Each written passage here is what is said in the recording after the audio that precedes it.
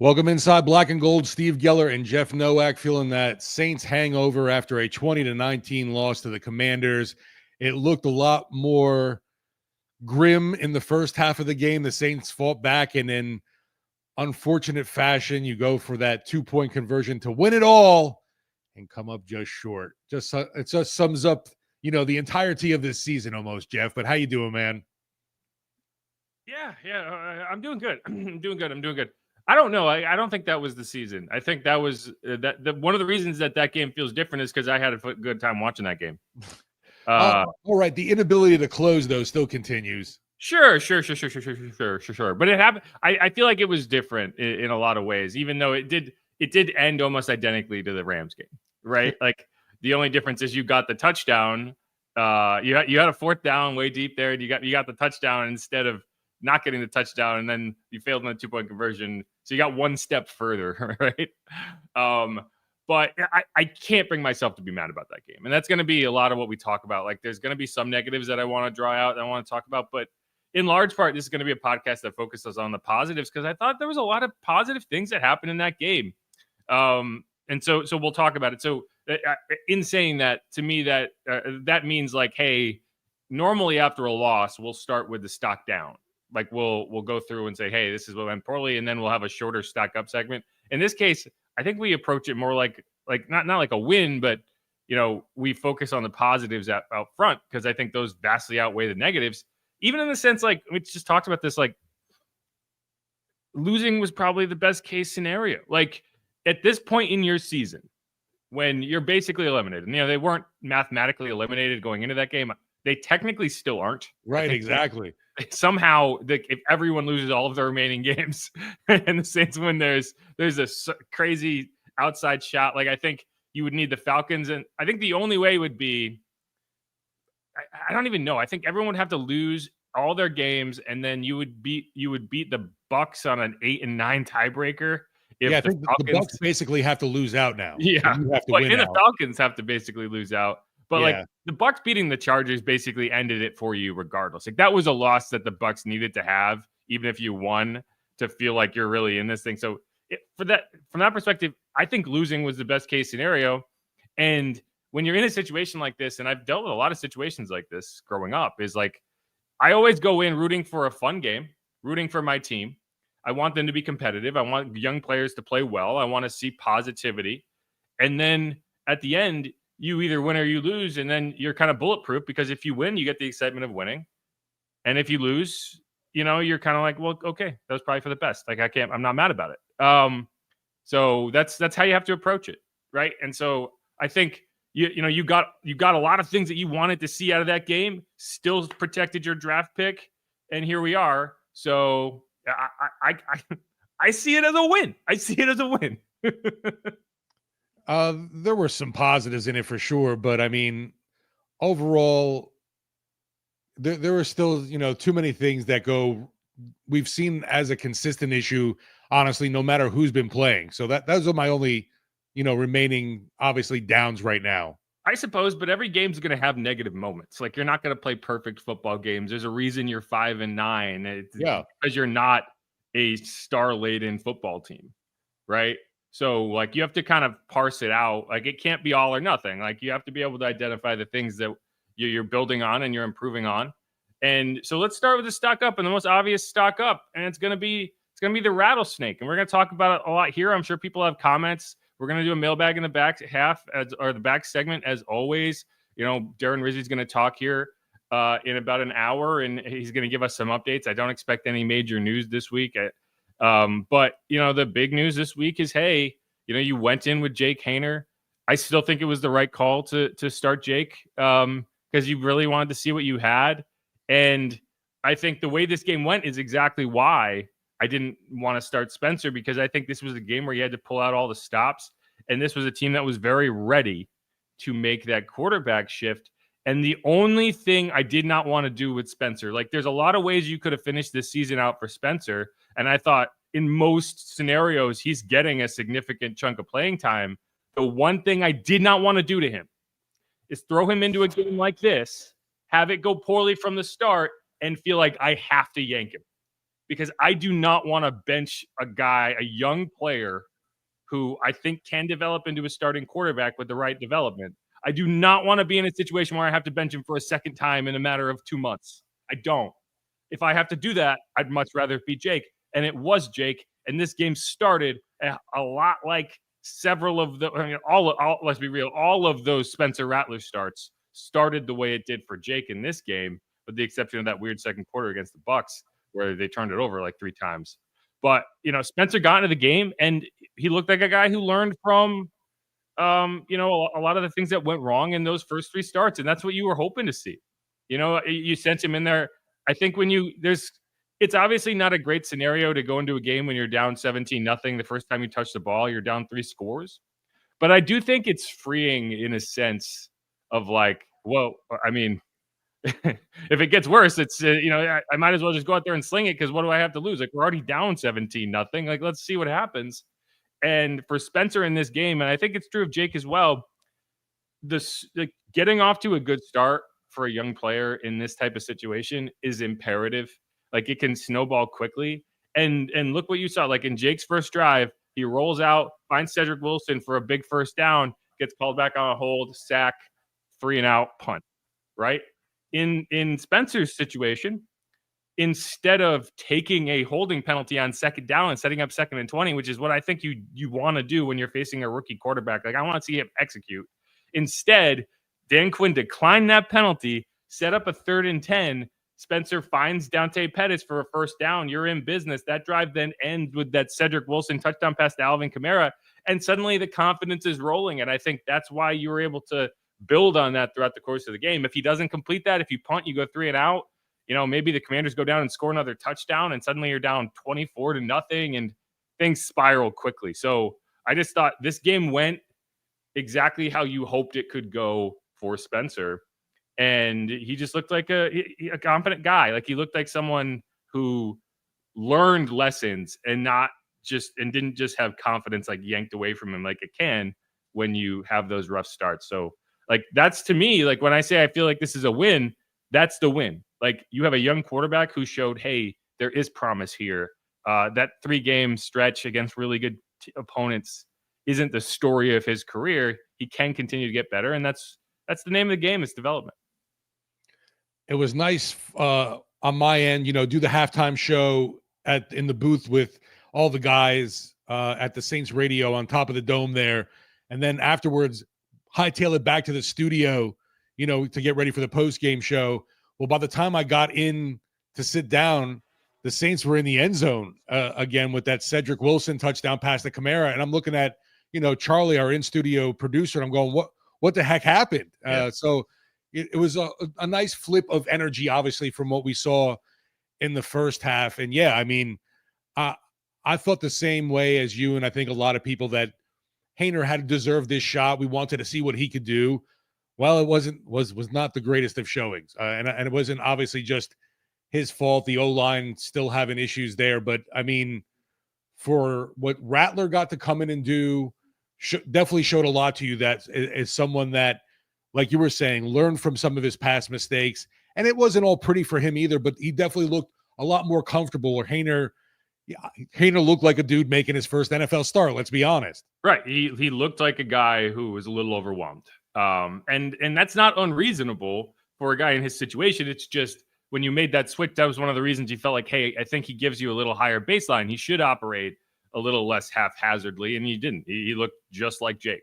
I'm sorry, just like Spencer in his first couple starts, in terms of like, it was going real fast around him, and he didn't have answers. What I love too is when Spencer said, "Yeah, I got told with like 20 seconds left till halftime that I was coming in," and I was like, "Okay." Jake was still on the field at that point. Oh no, actually no. The Commanders had the ball with about 30 seconds left, so it was after Jake's final drive. But yeah, I thought that was an interesting moment. But no, I mean, you look at Spencer's line, and people are going to overreact because every time Spencer breathes, people overreact to what he does, and I understand it. People are excited about him, and you should be.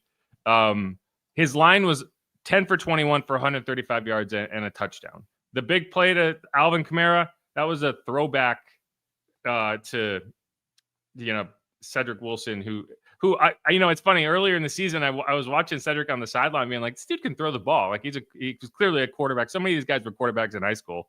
Quarterback controversy for week 16. What's going on? It was a nice little ball there he put out there. Like, it wasn't a lollipop. It was like on the money. Alvin had to make a really nice catch on it. That's a long throw for a non-quarterback to make. He was throwing across the field. And Alvin made an incredible play on it. Alvin seems like he got hurt on that play. Might have tweaked something, but so no, it wasn't perfect. There was a couple drives into the red zone. Spencer got back-to-back passes batted down. That's been an issue for him. He's a smaller guy. He's got to get better at navigating throwing lanes. Like every now and then you get a pass batted down. Getting back-to-back passes batted down deep in Commander's territory. You got to be better than that.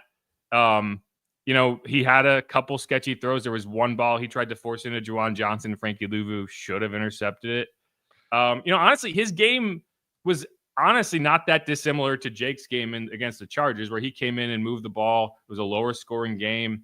The difference is you didn't get into the end zone, but like they even tried to throw a throwback pass from Taysom Hill in that game. Like that was a similar situation. It was a backwards pass to Taysom. He threw across the field to Kamara. The Chargers played it well, and it didn't go anywhere. But he led 4 scoring drives, barely had the ball, right? Like the Commanders had the ball for 40 minutes in that game. The Saints only had 1 possession in the third quarter. The Saints scored on all 4 of their second half possessions, but they barely had the ball. And so I just think, you gave Spencer an opportunity and he delivered. I think it's important to couch it in, hey, he still hasn't made a successful start in the NFL. And we'll see what happens with Derek Carr this week.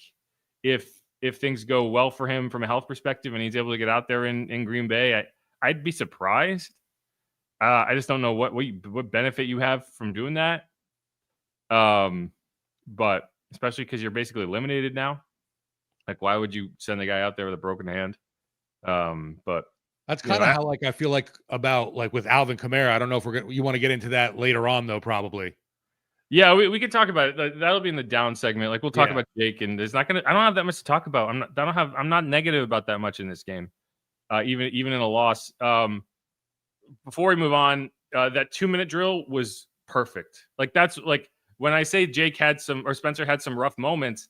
That 2-minute drill is what really capped it off for me as a highly successful performance for him. Like there was some ugly moments, but he didn't get sacked. The Commanders helped him out in a lot of instances because with some really bad penalties. So you do have to kind of couch it with that. That's how you can go 10 of 21 and lead scoring drives on all 4 of your possessions. But he got the ball with just under 2 minutes left near midfield or on the Saints side of the field. I think at the 36-yard line. Not only did they go down and score, they used every second of time to do it. And I know there's going to be some debate over whether it was the right call to go for 2.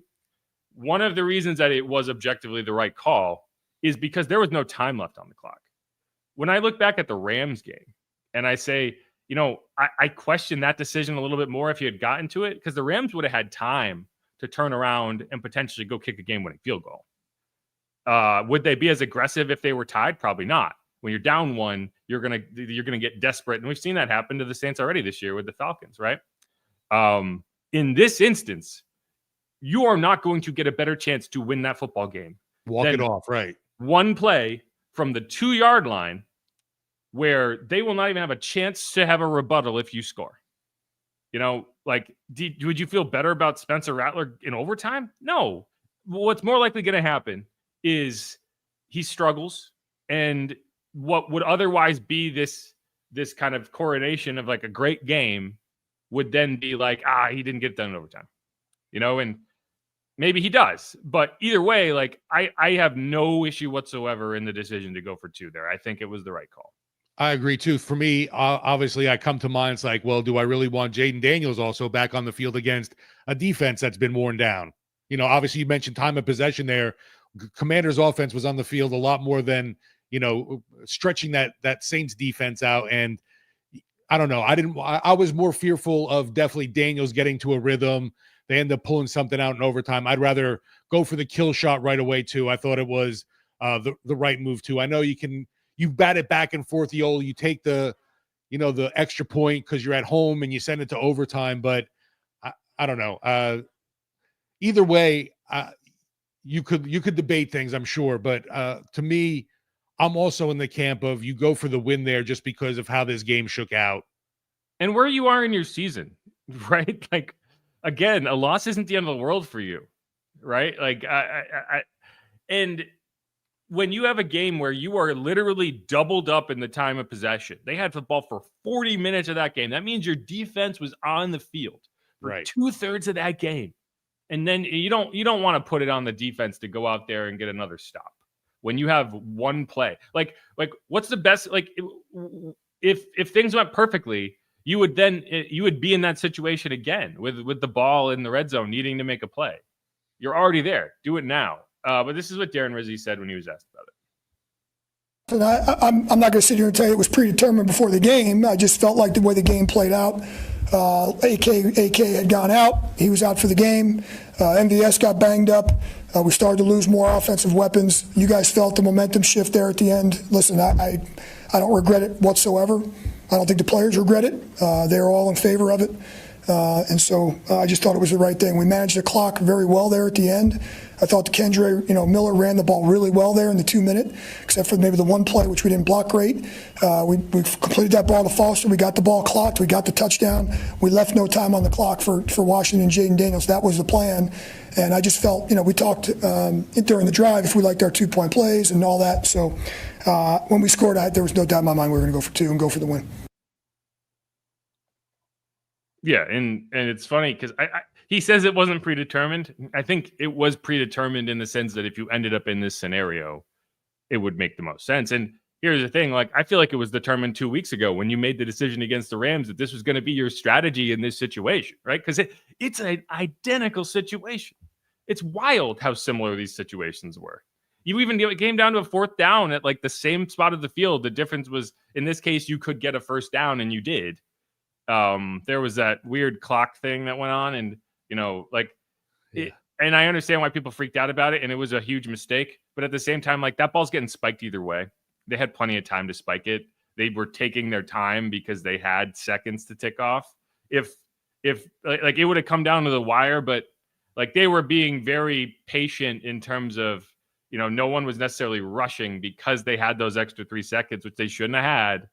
But either way, like they're getting that playoff. Like the idea that it would have ended, it wouldn't have ended. Like they would have spiked it with like 1 second left.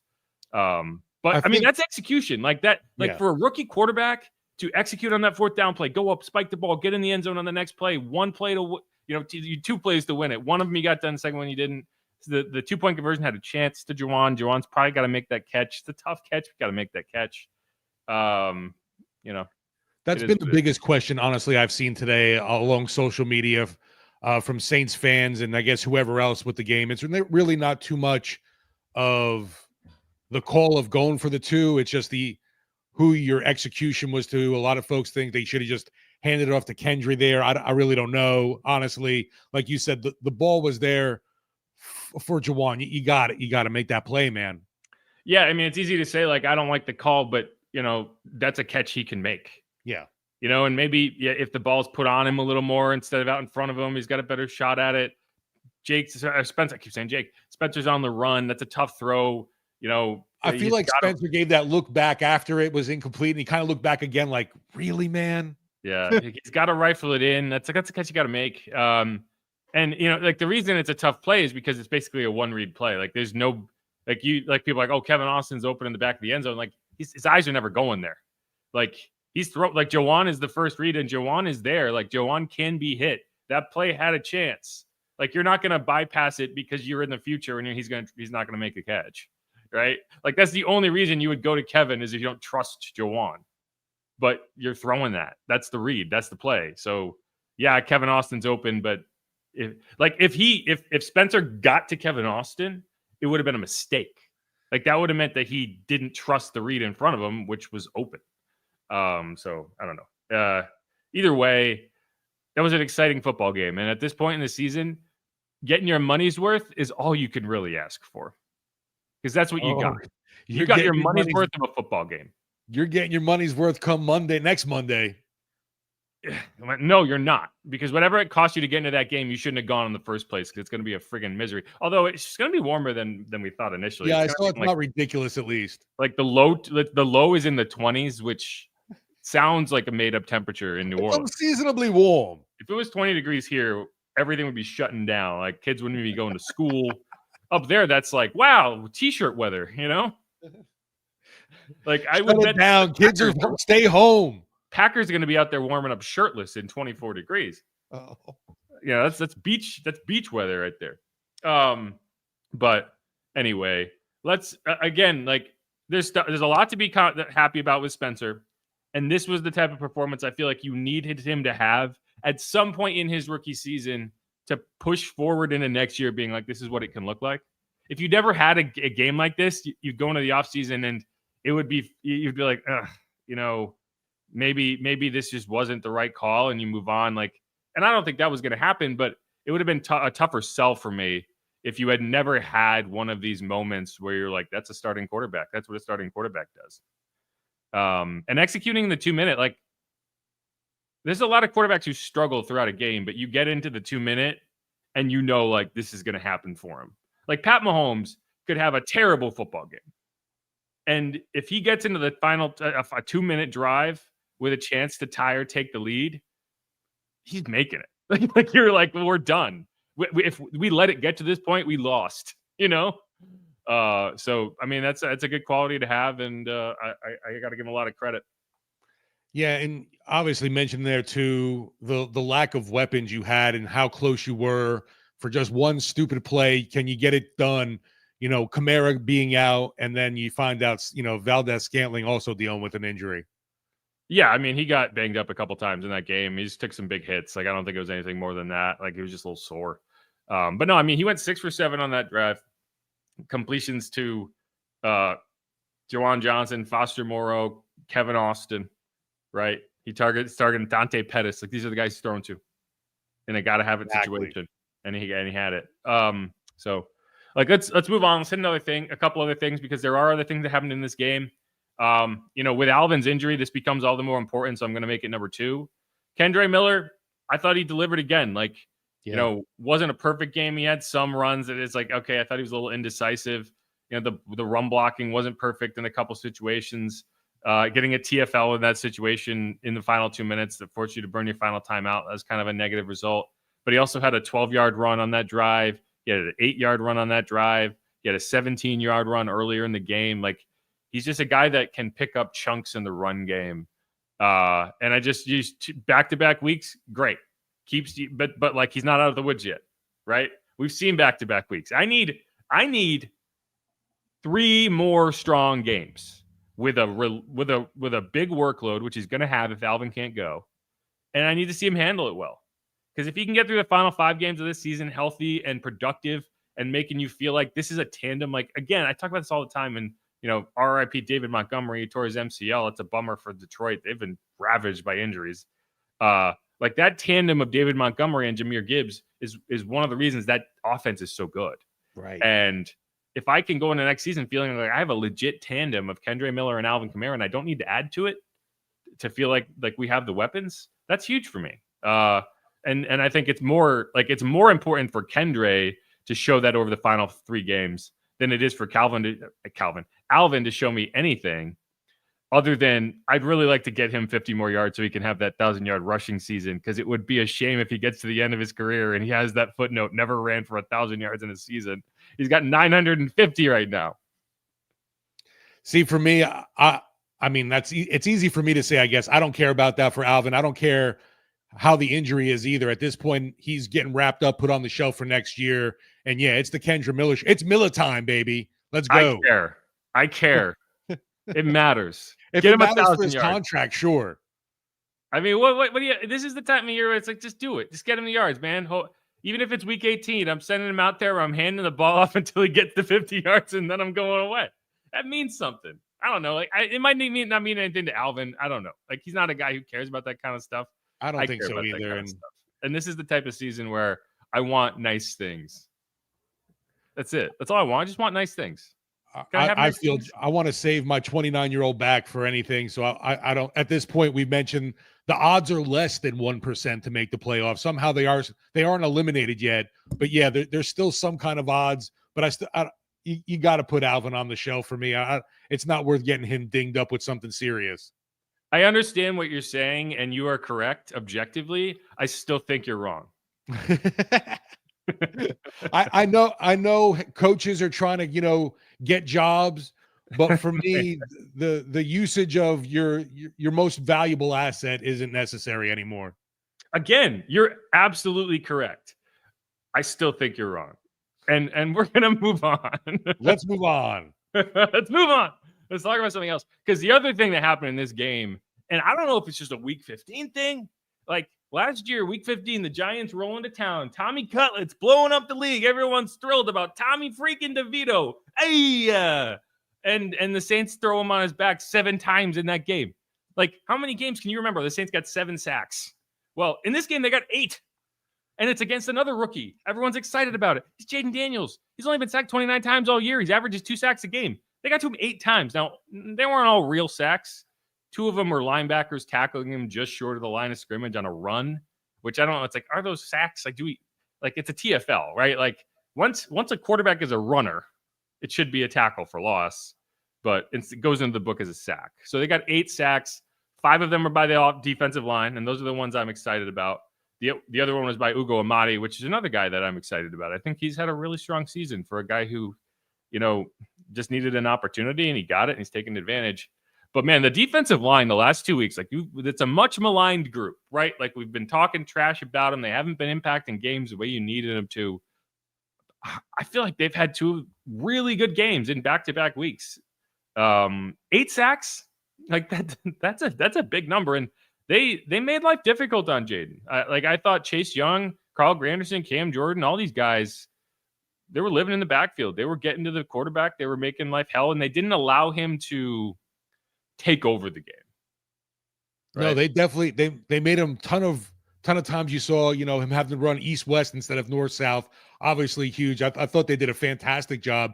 Obviously we mentioned, I think at the beginning, he was still the leading rusher in the game, but that still was a positive in the end. That's my problem. That's the only thing. It's like containing Jaden Daniels, and this tells you how good Jaden is, even at this point in his career as a rookie. I felt like the Saints contained him very well in that game. He still was the leading rusher with 66 yards on 11 attempts, 6.0 yards per carry. He only had 1 run. I mean, we talked this game. I texted you during the game. Like, one of the things that I thought was important for the Saints is not necessarily limiting all of his rushing yards, but on 3rd and 14, I cannot allow him to run for a first down. And that happened 1 time. There was a couple more that he ran, but it was 3rd and 3. And those are tough. It's really tough to stop everything in those situations. 3rd and 14, you got to get off the field. And they did not. It only happened once, but it was a big once. But no, I mean, containing Jaden Daniels, 66 yards rushing, 6.0 yards per carry, 25 of 31. He completed 80% of his passes in that game, and several of the incompletions were wide open shots to Terry McLaurin that probably should have been caught. 226 yards, 2 touchdowns, 0 interceptions. That's containing Jaden Daniels right now. And I thought the Saints did. I'm saying all these numbers, I still think, man, they had a good game against him. I thought they had Willie Gay spying a good bit of the time. I thought he did that well. They got chances at him and got him into the backfield. One thing that I think Jaden's going to need to do is go down easier, because he's going to get himself hurt. There was at least 4 or 5 times in that game that he was just like a tree, refusing to go down. One time he got away. The other times it was you're asking someone to roll on your ankle right now. And I'm not saying they're going to do that intentionally, but it's going to happen. They're trying.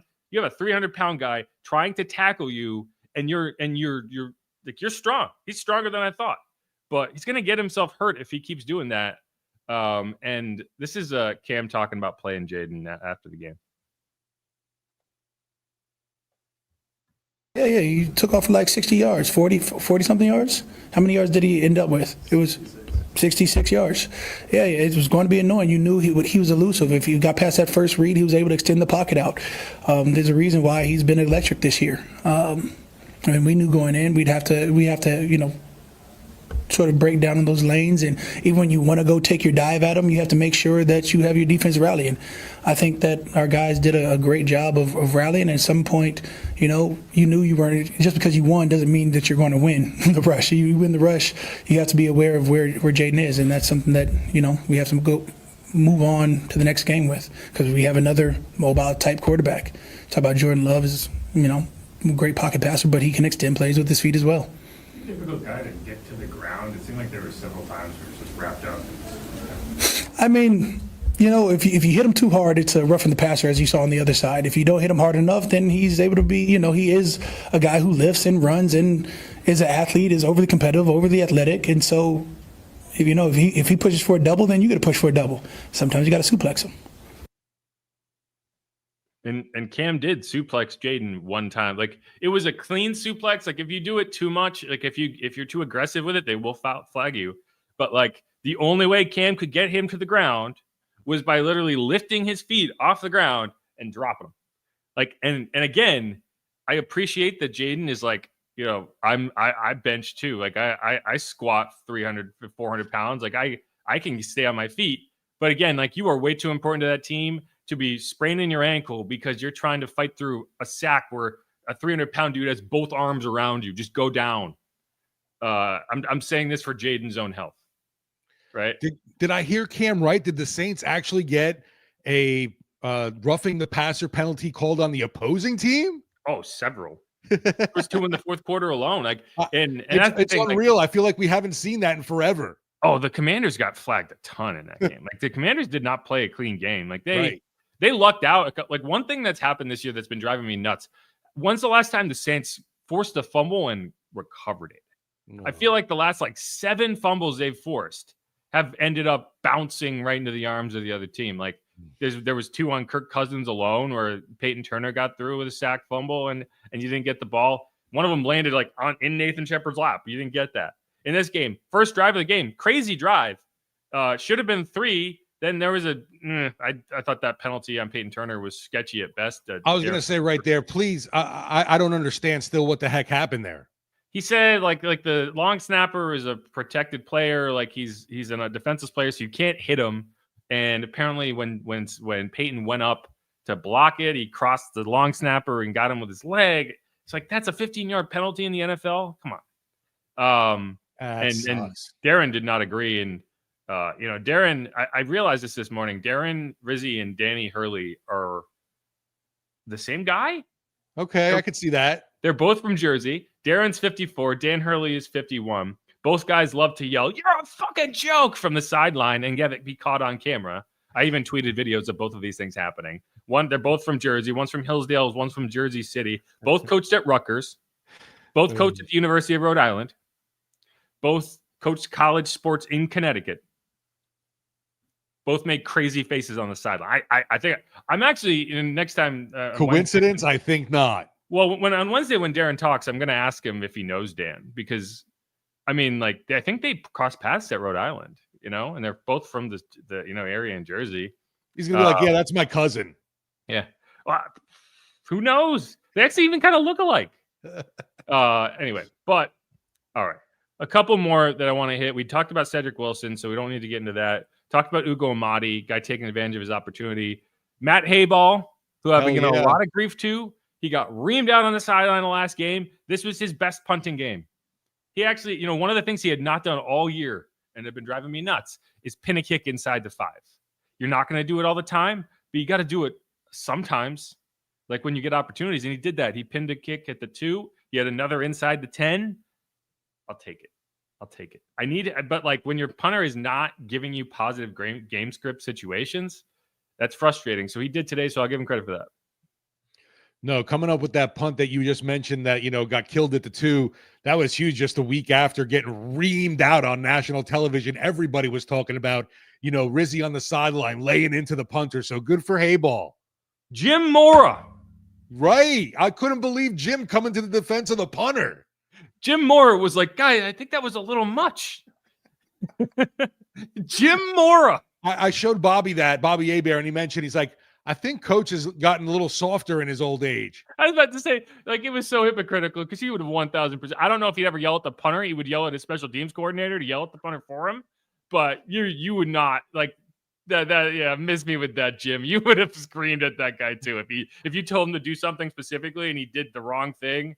Anyway, diddly poo, whatever. Matt Hayball bounced back, but the guy that I think deserves a ton of credit, and we have not been talking about nearly enough. And I've said this previously, like at the end of the season, we're going to go back and you're going to ask the question, what Saints player, like who was the biggest pleasant surprise? What Saints player went into this season with a certain level of expectation for what he could do in this offense and outperformed that by the most? Who would that player be for you? Because I know my answer.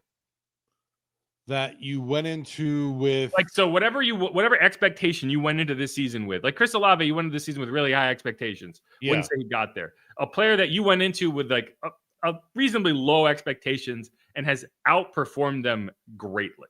Because there's one answer specifically that is correct.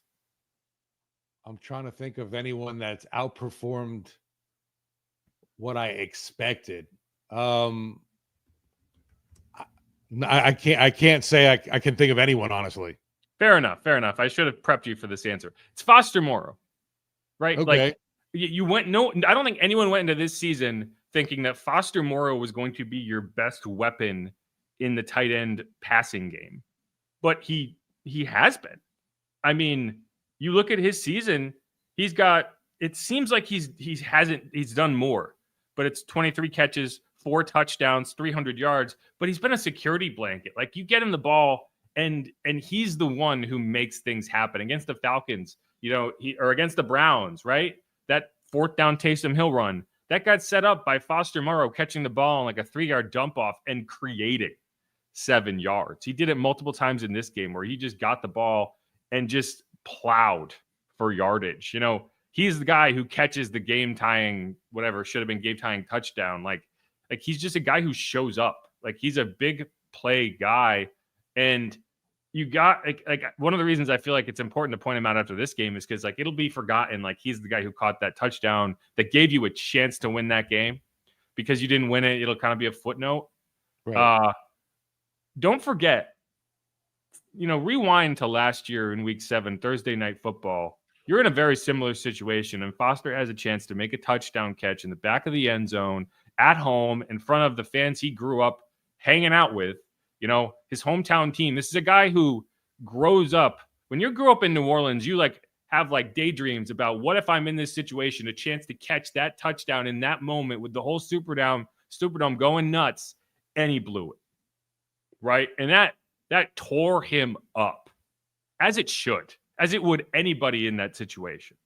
So I just thought it was cool for him to get that moment again and deliver and have that. And I don't think it's not his fault that the 2-point play didn't work. He had his moment there. And again, you're a kid growing up in New Orleans. You're a football player. You have dreams of going to LSU and making it to the NFL. That's you have daydreams about that type of thing. So, it's a bummer that because of the result, we aren't talking about it as much as maybe we would have otherwise. And I had a really good view of it. If you go back and you watch the replay, there's a guy standing right in front of the Commanders logo who's going like this. That was me. I think it's a great point too at the end, because if things had gone the other way, obviously we're going to play the call of the 2-point conversion over and over again. But yeah, that whole touchdown sequence would have been blasting all day today on WWL radio and probably on the podcast too. Oh yeah, I mean, it's just a bummer that it's not going to be talked about as much. But hey, it is what it is. Either way, he's my last stock up guy. You got anyone else? No, you mentioned it too. I thought with Hayball, that one was a nice rebound for him, and obviously the other punter too was doing a heck of a job on the Commander's side. It was like a punt fiesta yesterday. A punt fiesta. Yeah, exactly. Who is their punter? We should at least give him credit by calling him up by name. Tressway. Good guy. Cool name. Tressway. I'm Tressway. I'm going to drive home on the expressway. Yeah, outdoing expectations. Only person I could honestly think of was Scantling, but we didn't have any expectations because he wasn't here. Yeah, I guess that would be the other answer. But like your expectations didn't start until week 8. So yeah, but he's a guy that we should mention too. Like he did have a couple tough drops in that game. Like I'm sure Jake, watching him make that catch in the third quarter, like that Spencer just said, F it, I'm going, he's down there somewhere, I'm throwing it. I'm sure Jake was like, where the hell was that in the first half when I gave you the exact same ball and you just clanked off your hands, man? Like, like that's got to be frustrating for him. But it was a great catch. About it though, when you see the names or hear the calls, it's like, who the hell is catching balls on this team right now? I mean, it's sad. And, I'm obviously, you're not knocking the guys that are playing right now, but they're not supposed to be your starters right now. And you can't even, you're like, maybe we'll get a look at a young guy like Bub Means, and he can't even get in the game. Yeah. But I mean, that's why I can't be mad about this result, right? Like the fact that you played the game that you did as a 7-point underdog and had one shot to win it with your backup quarterback and benched your starter at halftime. Can't be mad about it. But all right, let's wrap up this segment. We're going to come back. We're going to talk about some of the duds, some of the things that went wrong. And obviously, we'll talk about Jake Haener, the ultimate dud from that game. I'm not going to sit here and trash Jake, but there's stuff that we need to talk about. Quick shout out to run defense that's held Brian Robinson Jr. in check too. Yeah. No, they played pretty well. I mean, Brian did get off for 65 yards, but 3.1 yards per carry. I'll take it. Right. Another one you're like, that's not bad. The combination of him and Jaden Daniels was 131 yards on 32 carries, so about a little over 4.0. But that's success, Like they didn't get beaten up inside. They did get beat on the outside. They went one-on-one and they were spying the quarterback, and they said if he dies, he dies. And they dodged every bullet in the second half. So, but all right, let's wrap up this segment. We're gonna come back. We'll hit the duds and we'll do a mailbag in the back end. If you have comments, questions, make sure to get them in there. This is Inside Black and Gold. I'm Jeff Nowak. He is Steve Geller. We're talking about the Saints losing to the Commanders. So I saw someone in the chat say, why did you call it the Commies? Well, Commanders is a really long name. It's too long for a mascot in the NFL. You got to be able to abbreviate it, and that's the only way that makes sense. So they're the Commies. Great. You're going to piss off somebody now, Jeff. They're going to get complaints to HR. You're calling people commies. Well, don't be a commie. You don't want me to call you a commie.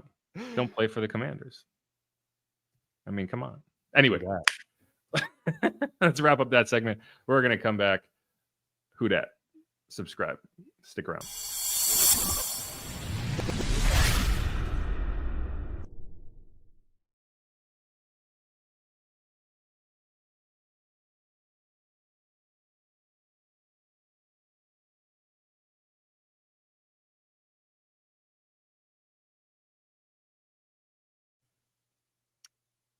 And we're back. We're rolling on Inside Black and Gold. Jeff Nowak, Steve Geller. As I said at the beginning, I'm taking a lot more positives out of that game than negatives. So we spent a lot of time talking about the studs, the 3-up, the stock-up players, whatever you want to call it. We did it. Now we have to talk about some of the things that went wrong. And, Steve, we were talking about this pregame, in Friday's press conference, Jake Haener dropped a "get out of here," and it made me think of the Californians. If you've ever seen the SNL skit, The Californians, yes, because Jake is from Southern California, and he kind of has that inflection, not as extreme as maybe Fred Armisen, but I just think so. When they bench Jake late in the first half, do you think they were like, "Well, what are you doing here, Jake?" Well, I was taking the snap from under center, and then I rolled out to the right. Get on the 10. Yeah. Take it over to the 5. Go down to Santa Monica Boulevard. Get some Del Taco. Anyway, I'm just giving Jake a hard time, but I felt bad for him too in the post-game press conference. He totally said, he's like, "All right, I'm ready to get killed in the media right now." Jake knows he's gonna get torn to shreds, and if I'm Jake Haener, I'm annoyed. And it's not because I'm very well aware that I played poorly in that first half. That was not the first half that he wanted to have. And if I'm Jake, I'm like, you didn't give me a chance to even like if I'm Jake and I'm a quarterback with confidence, I'm saying I can go in there at halftime. I'm going to regroup. I'm going to come out and I'm going to execute, and I'm going to throw these. Like, I could do what he did, but you didn't give me the chance to do that. And this isn't how you treated him in his first 2 starts. You let him play through it. You did bench him in his 3rd start, but like, if I'm Jake, I'm mad about that. The problem is I'm not Jake. I'm just watching Jake. And the Jake I saw was not the Jake I expected to see, which was a guy that I thought would be a little bit more comfortable, confident. You know, in the preseason, you saw a guy who seemed to operate a little bit more under control. And he just didn't do that. Like, I didn't see that guy that I expected to see. And, you know, he looked like a guy making his first career start, you know, and silly me. Like, I was wrong. I thought it was going to go differently. But, you know, one of the reasons that I think Darren Rizzi in that game, a game they lost, actually helped his candidacy to be the full-time head coach is, you know, he made the decision to go with Jake. And I still think it was the right decision, but he identified what it was early on, and he made the call quickly before it was too late to make that change. And that's what helped you get back in the game. Now, would Jake have played better in the second half? You will never know. I'm sure he thinks he would have. And that's why it's got to be frustrating, but it's also why, like, it's really tough to develop 2 young quarterbacks at the same time. Yeah. Because your quota for how long you're going to sit there and suffer through rough quarterback play is only so much. And we've already done it for 3 games with Spencer. Your leash was never going to be that long. And this is Jake kind of talking about that after the game, which, like you said, it was not a pleasant press conference for him. I give him credit. I give him a lot of credit for doing it, but it was not a pleasant press conference. How do you feel about, you know, not getting a chance to go out in the second half? I mean, listen, I obviously want to be able to go and not have that leash be that tight. Felt like I want to go out there and have an opportunity to play a full game. But sometimes it's not up to me. I got to do everything I can to prepare each week. And, you know, I feel like my teammates were confident, you know, in me if I got the opportunity to go in the second half. And you guys see how these games go. Sometimes, you know, even when Derek's in there, it's one half looks like this, the next half totally different. So, you know, you saw that today, and obviously I'm disappointed that we lost, first of all, but second of all, I didn't get that opportunity. Did the coaches give any indication beforehand that that might be the case, that, you know, if you didn't get out to a fast start, they might go with someone else? I mean, keep that in-house, but at the end of the day, my job is to go and operate, you know, and I didn't do that, so. Jake, how did you learn you weren't going to start the second half? They just came up to me and told me that Spencer was going to get the first opportunity to go in the second half, and, you know, obviously, like I said, disappointed. You know, would have loved the opportunity to go out there and compete with, you know, with the guys in the second half and have a chance to go and, you know, see what their second half game plan was. Are they going to continue to pressure us? Are they going to continue to play 3 deep, 3 under, and get to some of the calls that we talked about and move the launch point? But, you know, for whatever reason, we didn't have those opportunities in the first half, and, you know, we made them count when it mattered in the second. Yeah, and it's just tough because, you know, again, like I said, like, you're not going to sit there through an entire game that you need to win and be like, well, we'll see what happens. You know, you had to, like, pull every lever at your disposal, and, you know, that's at the expense of Jake. But it's always the issue. Like, we knew going in that Spencer was the guy that they really felt like had that starting quarterback potential. And Jake has always seemed kind of like a career backup ceiling type guy, like a Taylor Heineke or a Sam Howell kind of deal. And that's kind of what you saw in that game. And they displayed that that's how they feel too. Yeah, unfortunately, we didn't even see really that from Jake in this game. It was just, I think we mentioned overwhelming was the biggest thing that I would take away. Unfortunately for the kiddo, there were just a couple of bad sacks, obviously, that he took in the game. And I don't know. Right now, I think it's safe to say that you do want to stick more with what Rattler can do in this offense going forward if you have to than Jake. It's going to be hard for me to see him overtake him now after you've seen a small sample size still with Haener, but I don't see how you, let's say, hey, I want to get another taste of that right now. Yeah, it's tough because it's like, again, you know, you're talking about developing 2 guys. Like, it's yeah, we don't do that. Like, it's really not like they used to. Teams used to do that. They used to carry 4 quarterbacks on the roster and give them all reps. And Just don't do that anymore. Hey, we got Ben DiNucci too for those Tommy Cutlets next time.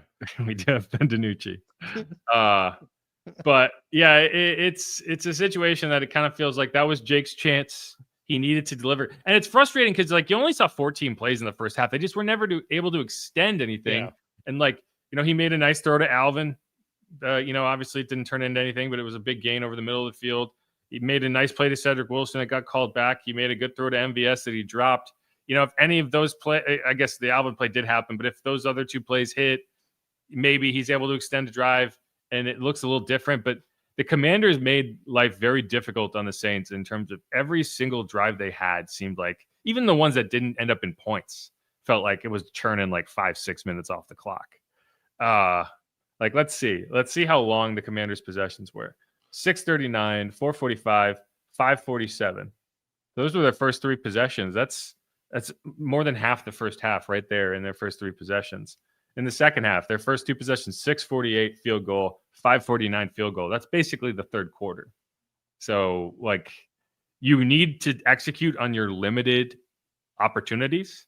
Jake didn't. Spencer did. Spencer gets the gold star. Jake's going to be mad about it. Sorry, Jake. That's the deal. Yeah, he's having a tough week, obviously, and then getting rehashed with that NFLPA photo shoot. I know he's also pissed off about. Yeah, he's definitely not going to hear the end of that now. I saw someone say he's Ian Book with a spicy photo shoot. I'm sure you saw it, or maybe you might have even brought it up to me that somebody put angel wings with makeup on them for that photo shoot. It was just brutal look going even into the game. Let's see. I'm going to Google Jake Haener's name right now. Oh, don't do it. Don't do it. Oh, it's different now. It changed. Yesterday when I Googled Jake Haener's name, and I know it's because I have a screen grab, it was that was the photo, his lead photo in Google. The first photo that turned up in Google was that angel wigs with an Instagram filter. It's tough when that stuff goes against you. But, yeah. Again, I'm not going to sit here and trash Jake any more than he was a young quarterback who struggled. If he was the only young quarterback on this team and you were developing him exclusively, we would be talking about this differently because you would be saying, hey, do you go back to him or do you find somebody else? In this case, you have somebody else, and it's the higher profile player in the first place. Is the guy that you feel like has a bigger, higher ceiling. And I just think this game is probably the last we kind of talk seriously about. Is Jake going to be a guy for this team? Wouldn't be surprised if he's not on this roster next year. And you kind of lean into Spencer and you kind of make that the situation. But it is what it is. Jake is on the stock down, and he can't say he didn't get a chance. Can't say he didn't get a chance. Yeah, obviously you heard the disappointment him mentioning he wish he had a longer leash. Getting the hook so early, he wanted a chance to compete in the second half. But you can't even argue with it being the right call. Obviously, even in the limited possessions that Spencer Rattler had, he still led them to at least putting points on the freaking board. No question. And let's move forward. A couple other I didn't have a ton of negative things to say coming out of this game. Genuinely, obviously it's a game you lost and there's stuff, but MVS drops you can't be dropping those passes. But you're MVS. There's no offense, but if you told me going into the year that you were going to be relying on MVS as your wide receiver one and saying he can't, you're going to lose games unless he's able to, hoover in 100% of the targets going in his way, I'm it's not going to go well for you. I'm pretty sure this is our first taste of bad MVS. I don't even think it was that bad. I just think there was a couple rough plays, but that big catch down the field, that was huge. Really got you going there on that drive. So I'm not mad at that. I can't be mad at that. He was your leading receiver in the game. But the offensive line, again, I thought they improved as the game went on. But early on, you couldn't run the ball. You couldn't pass protect. That's the thing. Darren is going to go out there and say it's not all on Jake. I agree it's not all on Jake because the pass protection wasn't there. Now he needs to handle it better. And, one of the reasons that I feel like he was you could see, okay, why does it look like he's so overwhelmed? Because he's just slipping and falling constantly. He had at least 3 plays where he just fell. And it's that's a guy who's he's moving faster than his own feet can accommodate. You just triggered in my head, and I just A-Bear saying, oh, someone check his cleats. It was 3 different times. And in two of those instances, he actually got up and ran because he wasn't even touched. Yeah, He just fell. right. Like he didn't fumble the ball. I give him credit for that. But the offensive line just, when you have a young quarterback and you really want to get him into a rhythm, it just you weren't able to do that because of the pass protection, and you couldn't run the ball, so you weren't able to get in good down and distances. And my thing for the offensive line is the final 3 games. It's like we got to make some decisions here on how serious are we about this offensive line group. And the question I want you to ask yourself, if you're listening at home, if you're Steve and you're listening right there, if you had the choice between keeping the Saints player that they currently have starting at an offensive line spot, or a league average Madden creative player, like if you just took the entire NFL landscape of offensive linemen and averaged out the talent level so that you could say, I can pluck the league average player and replace my current starter with that guy. Are you keeping your own player, or are you taking the league average player? Because if that's the case, then you should be actively looking for a replacement.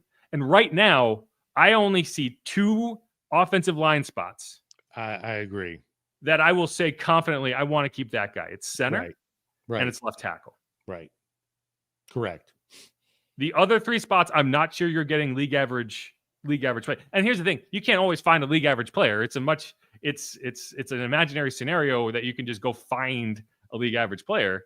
But if you don't have a league average player, then your mission needs to be to get better than league average at your offensive line spots.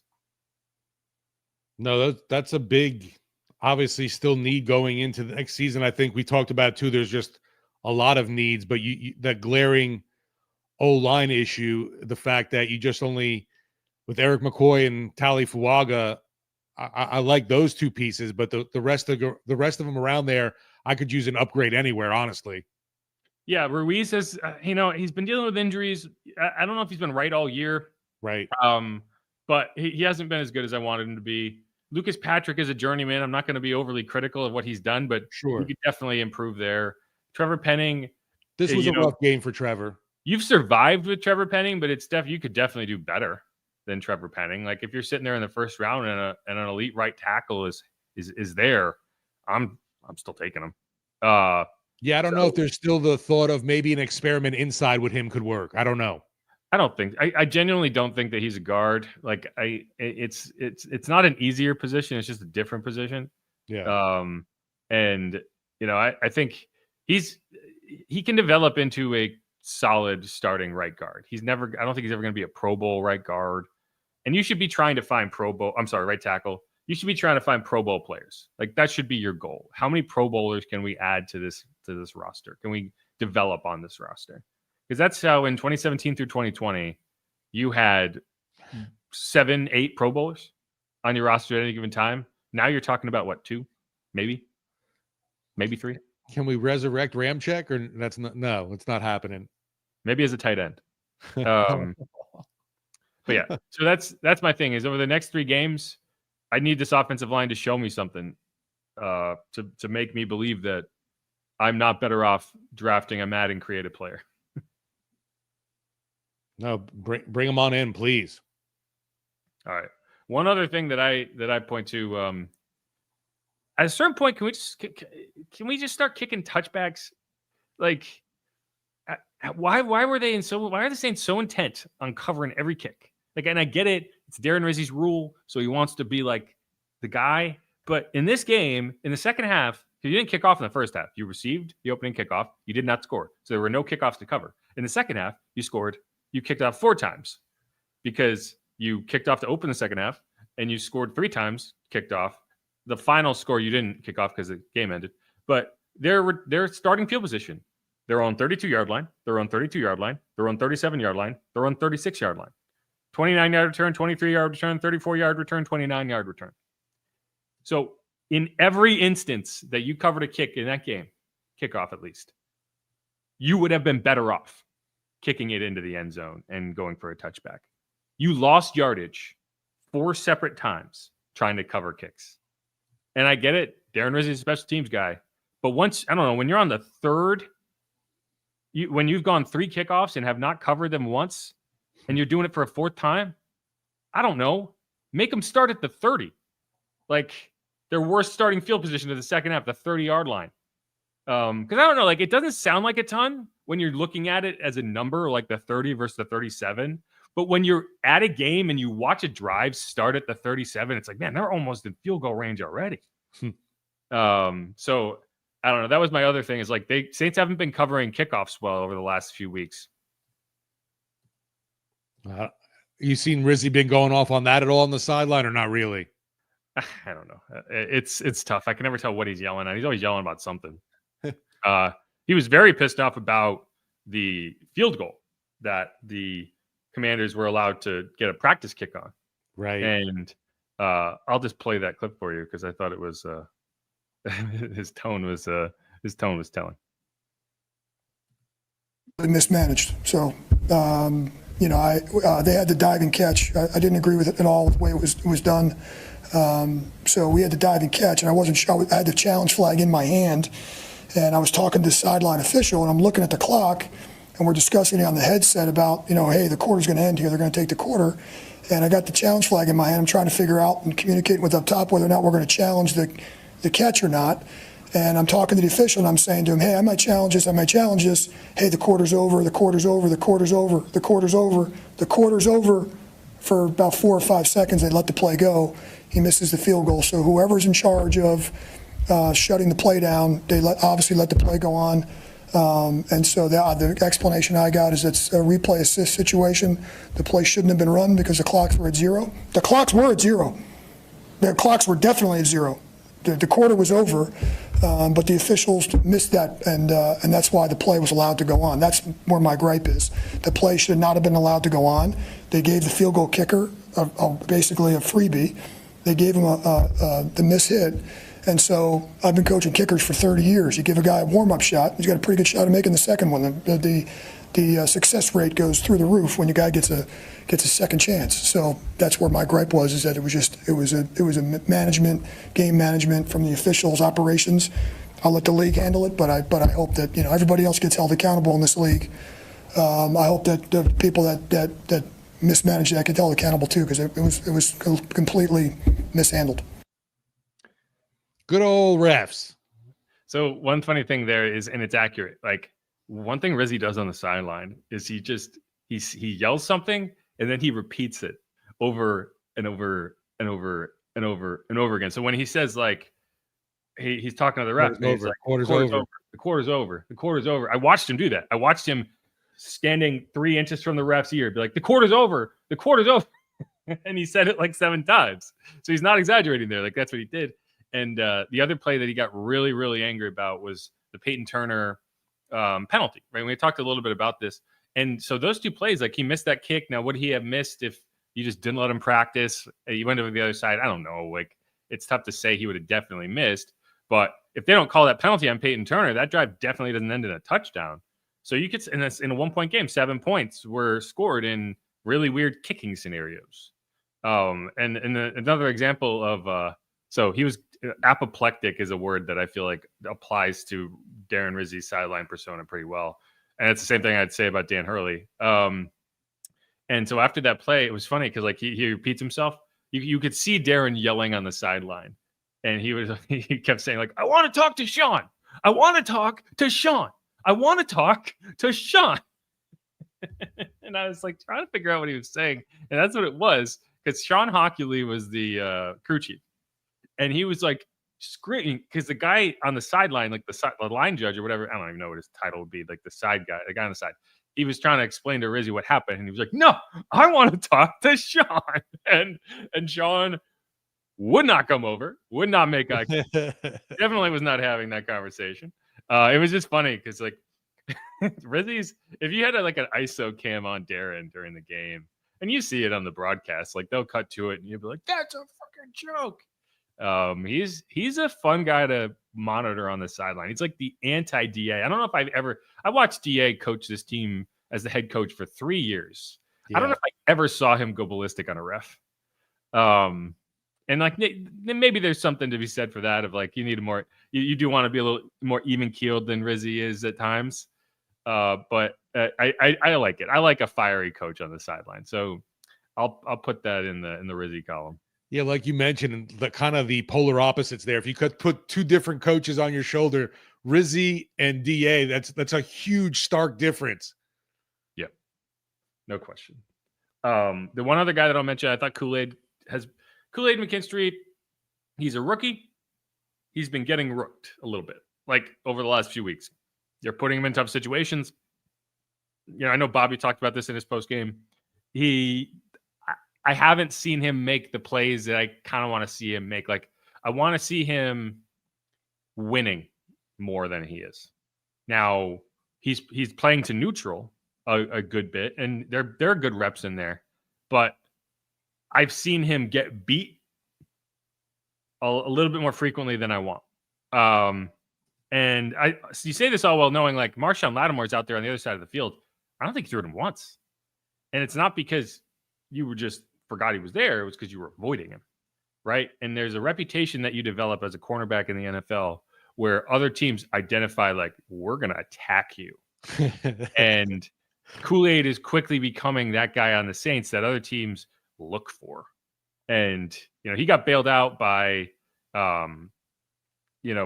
It's tough to say whether it was a drop, whether Jaden overthrew it slightly, but like Terry McLaurin was wide open twice and just they didn't connect. There's another play that Terry was wide open, and Shamar John Charles, actually, who had gotten in the game because Kool-Aid went out with a stinger. He actually chased it down and made a nice play on it, but he got beat too. So, I don't think they covered nearly as well as they probably wanted to. But again, it's like, okay, this is a rookie season for Kool-Aid. You're kind of establishing a baseline of what he can be. So I'm not out on him. I just think from a stock up, stock down perspective, he's definitely on this side of the equation right now. No, and that stands out too. Like you mentioning, obviously the Saints shutdown guy of old was on the other sideline there, and he didn't even register a single assisted tackle in that game. They were totally, I guess, keeping the ball away from Marshawn's side of the field. I have to imagine that was in the game plan. I have to imagine that was talked about in meetings this week. Like, guys, don't. Just don't. Like, he's going to line up over somebody, and you're not throwing to that somebody on that play. Like, it was funny. But like, oh, Marshawn, what's he going to do? Is he going to travel with your best receiver? It's like, who is he traveling with? Right, who? It was kind of hilarious to watch Marshawn Lattimore get up in press coverage on Kevin Austin. Like, no offense to Kevin Austin, but come on, right? That's the matchup we're trying to. Anyway, and here's the thing: when it is a guy like Kevin Austin, it's like you're not trying to force him the ball. Like, no offense to Kevin Austin, but like when it's actually slightly an advantage. It's not an advantage, but at the same time it is, because like if that's Chris Olave, you're not going to allow them to take him away in a one-on-one matchup because you don't want to throw at that cornerback. Like, Justin Jefferson's going to get targets even if Marshawn Lattimore is playing him. When you don't have a receiver that you have to push the ball to, whoever's Marshawn's covering, they're done. Right. They're not a guy you're throwing at. Now, I wish they would have tested him down the field. Like, Deuce was talking about this in the pregame, and I agreed with him. It's like, I want to make him run. I want to run go routes at him and see how he handles it. Test that hamstring. I don't know if they really did that. But that's it. Anything else? You mentioned there, obviously right there. Well, who are you really going to be doing that? If he's, on Scantling and you're trying to stretch the field, I don't know. I don't think any of these guys obviously are any kind of deep threat. No. I mean, well, Scantling is definitely a deep right. threat. Yeah. Not a guy that you're like, oh, we desperately have to push him the ball just because he's out there. Like when Michael Thomas was here, like, you're not letting somebody take that away. Right. In this case, you'll settle for like, yeah, we're going to let him take that away. All right. Anyone else you want to trash before we move on to the mailbag? No, I think we did a good job. Yeah, overall, it's a weird loss just because you kind of don't feel dog awful about it. You're like, it was a loss, but heck, they put up a pretty darn good fight. Yeah. No, I mean, we're talking about kickoff coverage and stuff like that. One guy we didn't mention, Blake Grupe, you needed that 50-yarder to keep in touch, and he made it. So, bounced back well. We talked about Hayball, so we might as well talk about Grupe. But all right, if you don't got any more, I don't got any more, and we can move on to the mailbag. Good for you. Mailbag. All right. Who dat? Go Saints. Subscribe. We will be right back.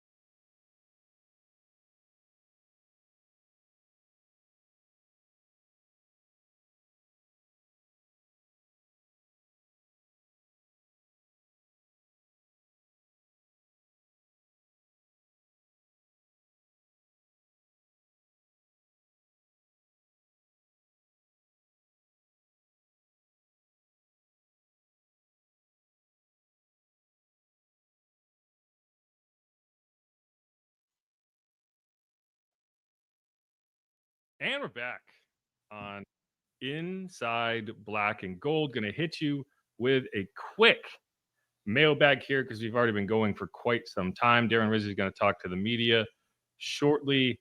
But, Steve, where are you on this season? How are you excited about these last few games? Are you excited about watching the Saints play in Green Bay? Like, what would be a perfect Steve Geller end of season scenario for you? I don't know if excited about it. I'm kind of sad. Obviously, we just got 3 games left on the year. It means football for, what we care about is Saints coverage is coming to an end. And as much as we have to do, and as long as the days and, whatever hours we got to put in to cover this team, it's football, and it's still, basically what we want to do and are here for. So the end of the football season is always sad. But right now I guess I'm looking at whatever young talents you're trying to see more from, or even certain guys, if you want to bring them back into the mix. I think like a Chase Young has showed you a lot at the end of the year here. And if, you can get a number right with him, why not bring a dude like that back? Which quarterback down the stretch is a great question. I know we're going to see more of Rattler. Is there a chance for Haener to get in games again? We'll see. Who really knows? I don't know. I think we will see Derek Carr back in the mix, but I don't know if it's necessarily for this game against Green Bay. I think it'll be like, you know what? I'll sit out this one on Monday Night Football. I'm all right. We did have one question in there, and I can't find it to pop it up. But like, what would you? I think I would be happy if they brought Chase Young back. I think he has played well enough, and the sack number might not be what you wanted, but I just think his impact has been positive, and he's worked hard, and I like what I've seen from him. He's been healthy, he's been available. Yeah, he's even more and more down the year, like you said. Maybe the sack numbers aren't there; they've been getting uptick a little now, but you're seeing he's a nuisance, and that's all I care about when you're being a pest to the other side of the football. He's affecting games. Yeah, right, and that's what last year it didn't feel like the pass rush was affecting games. This year, you see that more often. But what would you? So what contract would you feel like you would go to, right? Because he's making $13 million over 1 year now. Would you be willing to pay 13 over 3? So like 3 for 40, 3 for 45. Would you be willing to go that? Maybe $15 million a year with incentives baked in? Because I would.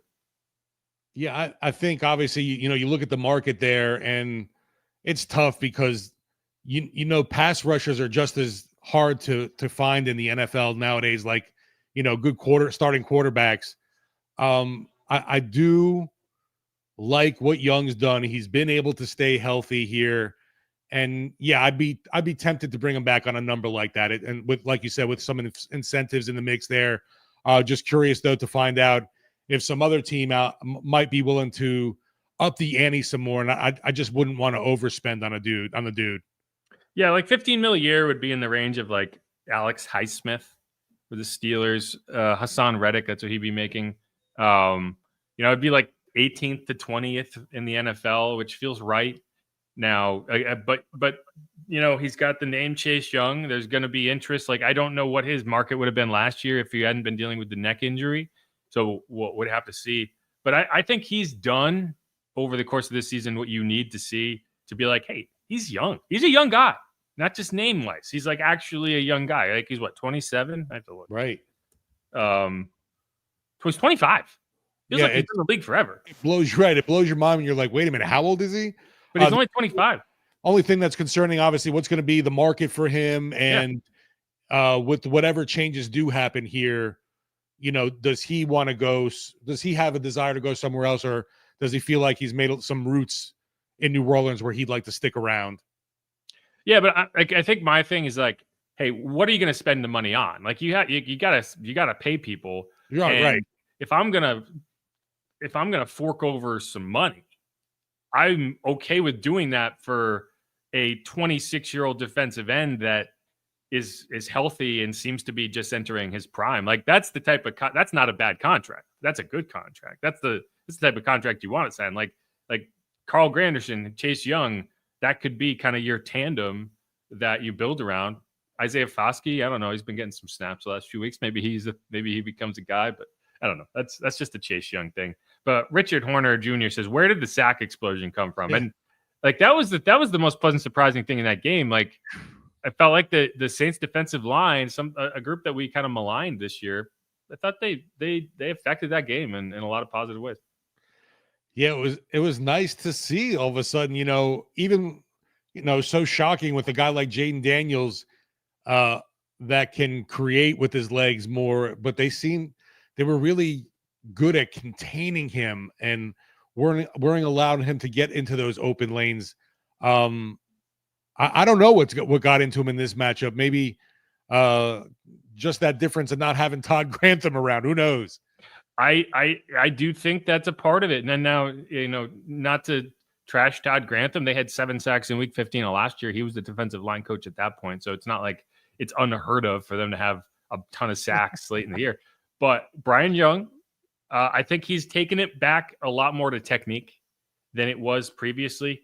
And Cam talked about this. We don't have to play the clip, but like he's focused on technique. He's focused on pass rush specifics, right? It's not as much X's and O's. It's not as much, ideas. It's actionable things. And I think they've resonated.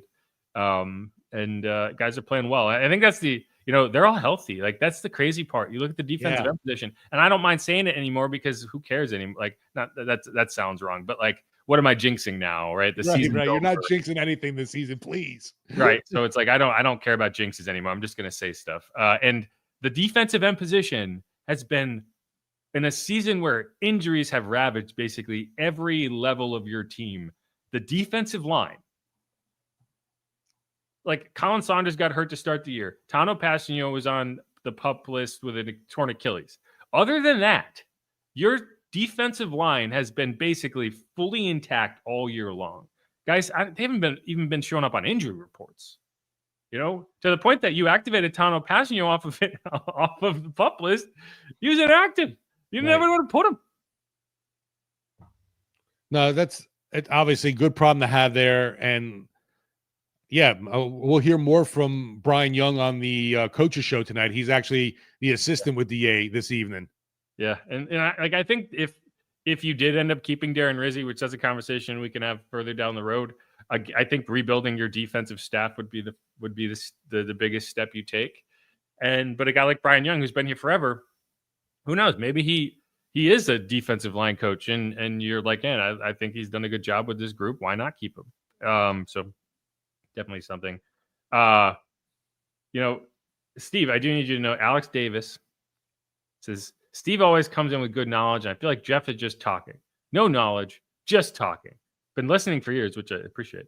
And still will, but Jeff's annoying.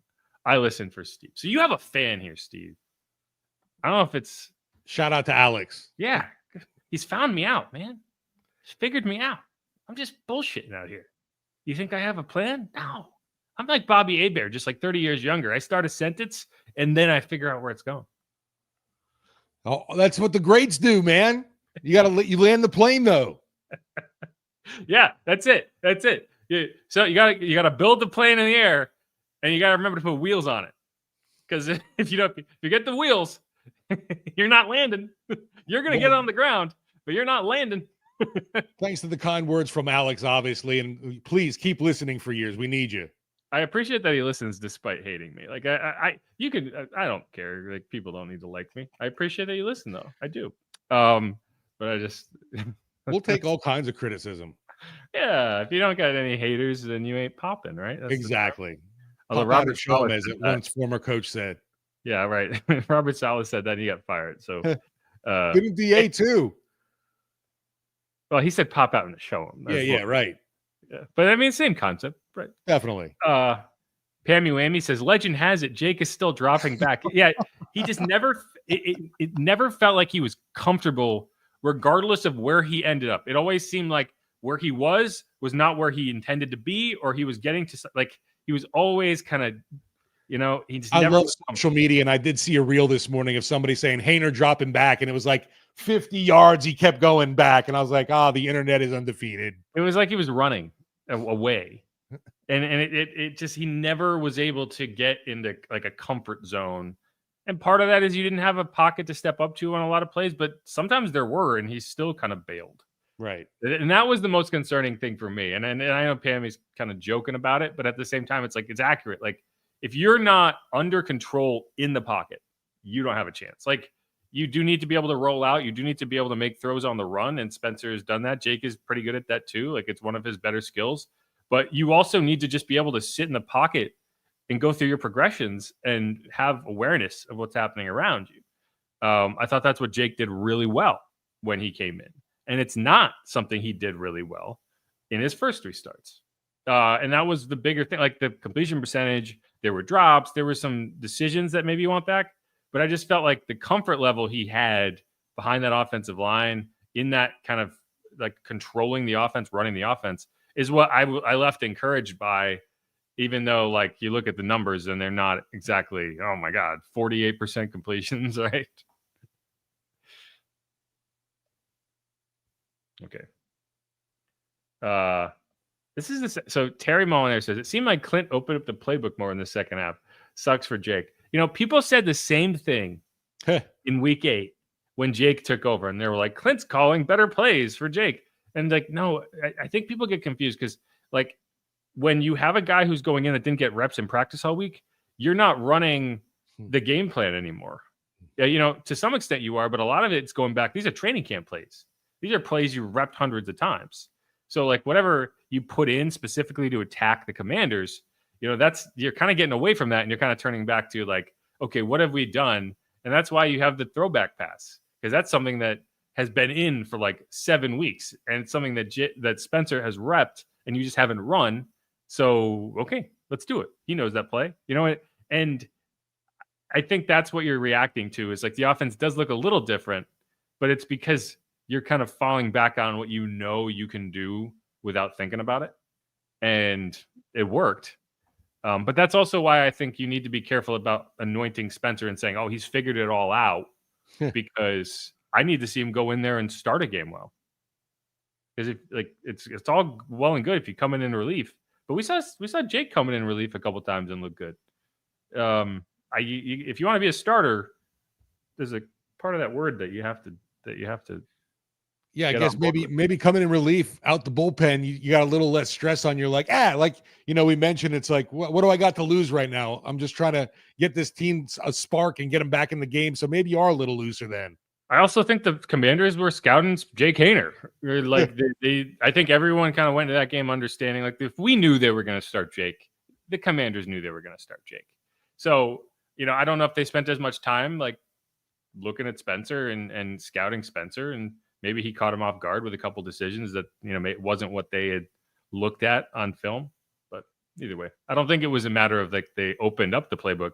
I actually think it's the opposite. They closed. Condensed, right. But that playbook wasn't working anyway, so get away from it. Terry also says, try penning at defensive tackle. Saints Pels Chop It Up podcast, KY the Great 84. It's a long name, but I'll give it to you. Jake Jake gone. He not going to be on this team next year. It's funny, if you move on from Derek, I actually think you probably do keep Jake around as the backup. But if you still have Derek on the roster, I actually agree. I think you probably don't have Jake on the roster. But he is under contract, so it's not like he can just leave. Like they would have to cut him. Haener will probably end up in Philadelphia then, where all the former Saints seem to end up nowadays. Yeah, I think he probably would take be the Ian Book route, right? They're probably going to cut him. Maybe he gets claimed. Maybe he doesn't. Maybe he ends up on the practice squad. But yeah, I think this kind of, as frustrating as it probably is for Jake, who probably doesn't feel like he got a fair shot at it. Right. I do think this is probably what's the nail in that idea of like, maybe it's Jake. I don't think anyone's thinking that anymore. Maybe he goes to back up Bo Nix. Maybe. Tommy T, Commanders fan. Now this is fair because if I'm going to call them the commies, they get to call them the Aints. I can't get mad about Aints if I'm calling them the commies. I feel like the Aints this year. That's fair. And the commies did beat the Aints. That is true.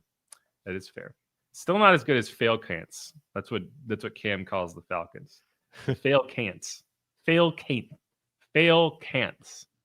Not even the fail cons or the Falcons. Cants. Right. It's the fail cants.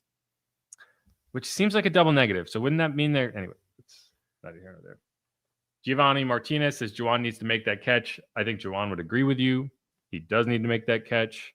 Now, could have been a slightly more catchable ball, but again, like, and we're always going to be mad about the play call. We're going to be mad about the decision when it doesn't work out. That play had a chance. Like, it's not like the defense made a play on the ball, right? The ball hit Juwan in the hands. He didn't catch it. So I don't think Clint's going to. Definitely was a big bummer. We kind of, I think, led off with that too. It was like, we break down the situation. We know it and everything, but you gotta make that catch right there. I totally agree with Giovanni. Yeah, I don't think Clint's going to go back and watch the film and be like, I should have called something else. He's going to be like, no, you got to catch it. Like, sure, you could have run it, but if he runs it and gets stopped short, it'd be like, I can't believe you ran it. So you're kind of damned if you do, damned if you don't. For sure. You called the play. You got a guy open and the quarterback able to make a throw. They didn't execute. So that's what it is. Like it's tough because you always want to be able to, okay, what could you have done differently to have success? But a lot of time it just comes down to, did you execute or did you not execute? It's like in the NBA when they say it's a make or miss league. It's a make or miss league in the NFL too. It's just a different type of make and a different type of miss. Hakeem Batiste says Rattler's intangibles are miles ahead of Haener's. I hate the word intangibles. What does that even mean? Like, what are you referring to when you say intangibles? Like the arm talent? Because that's true. I'll give you the arm talent. I don't know. I'm just never sure what I'm not even saying they're wrong. I'm just never sure what people are. Well, like when we talk about intangibles as if they're tangible, but they're intangible. So how do we know? I don't know if he means presence either. I'm kind of curious. Hakeem says QB pocket awareness. Okay. And I agree in this game. I think you're correct. In this game, he looked fantastic in the pocket. And I thought that's why I came out of this game really bullish on Spencer. But what I would say he struggled with the most over his first three starts was exactly that. So I think that's what I came away happy with is I think he took the lessons and learned, right, and got better. And in this game, I think, that was something you saw completely is he was much more comfortable in the pocket. And that's why he had success. And that's part of the reason why Spencer didn't have success. So I agree with you there. But no, it's funny because like intangibles, like it could mean 90 different things. He also says arm strength. That's probably true. I don't think it's as pronounced as people might think it is. Spencer's got a good arm. I mean, Jake has a good arm too. But no, I mean, Spencer's got, the golden arm, right? Like it's sometimes that whip like motion going down. He's got such a good throwing motion. It just comes out of his hand so pure. It's pretty. It's a pretty throw. But I agree with you. I'm not disagreeing with you. It's just like I feel like intangibles is a word that we throw when we're not sure what we're talking about. So we say it's intangible when it's like arm strength is a tangible thing. Like we can test that. We can measure that. QB pocket awareness is a tangible thing. Like you can measure. What we really do is we need to see Spencer's photo shoot. Ooh, yeah. Where's that? Do you think he's doing? There's definitely no blue steel. Terry Molinaro says, "Is Spencer the future?" Now, people are gonna get mad at me. I'm not sold. But I'm getting closer, right? Right. And like, if you're like saying like, 100%, he's the guy. I mean, it's because you decided that prior to even watching him play. Right. Anything's better than Derek in your mind. Yeah. But like, I don't think the question is necessarily, oh, is he the future right now? The question is it even worth the experiment? Because you won't know until you watch it play out whether he can be that guy. But I think when you see games like that and you see performances like that and you see, kind of the energy that he was able to infuse into the offense, Alex Davis is I appreciate you too, Alex. When you see the energy he's able to infuse into the offense, it does make it feel like, hey, yeah, this is an experiment worth trying, and it's worth seeing. Whereas, like you give Jake an opportunity, and I don't think anyone came away from that, other than maybe Jake, saying like, oh, we got to do this again.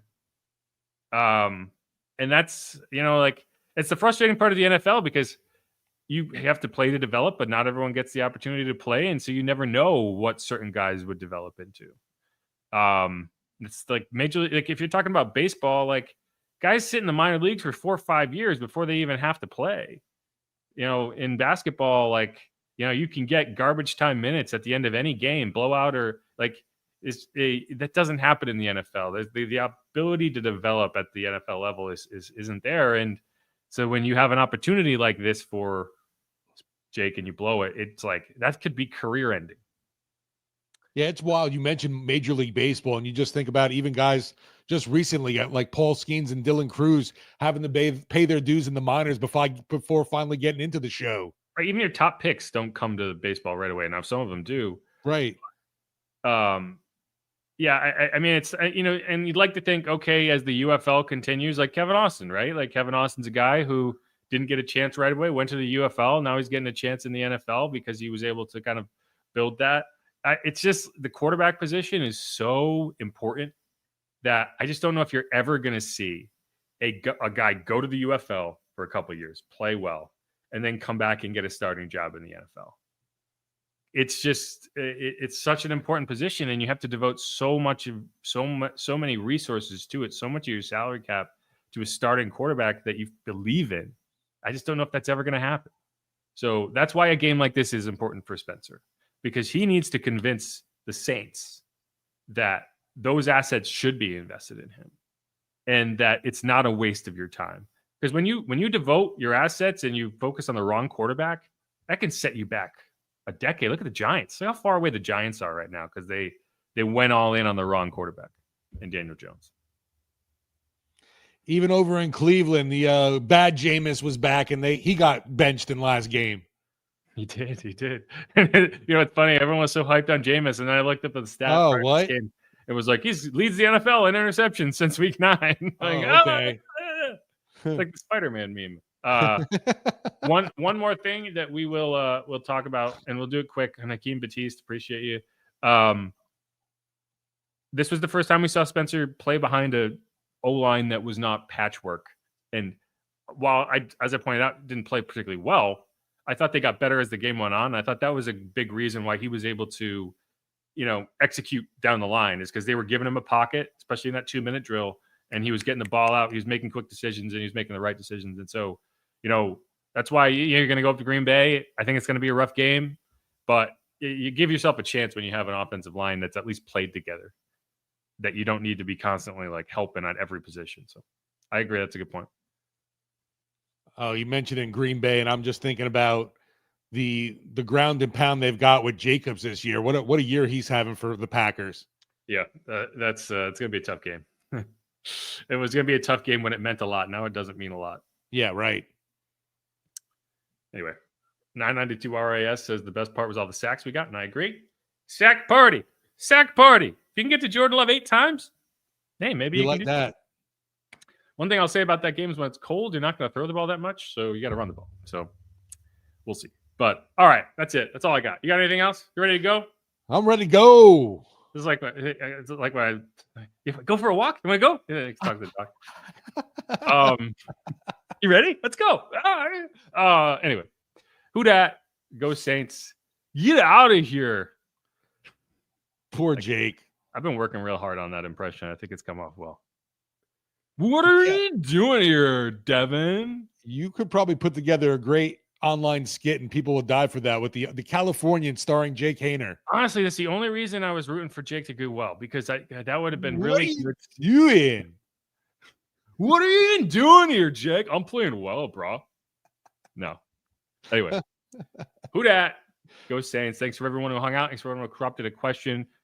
I appreciate everyone who listens. If you haven't subscribed yet, please do that. Leave a rating, leave a review wherever you get your podcasts. We'll be coming back on Thursday. We have to make a decision on whether we want to do real preview episodes now. I'm kind of leaning toward not, but I am like this week. I'm just curious about the Packers, so I kind of feel like I want to learn more about them because this is now we're just talking about teams that we're going to see in the playoffs. Right. So might be worth some insight, but we'll be getting into it. Obviously, Christmas is next week, so that's going to throw a wrench into our schedule. I think we'll only have a 1-episode week, but we'll let you know. We'll get you content. Thanks, everyone, for listening. Who dat? Go Saints. Later, who dats? Peace.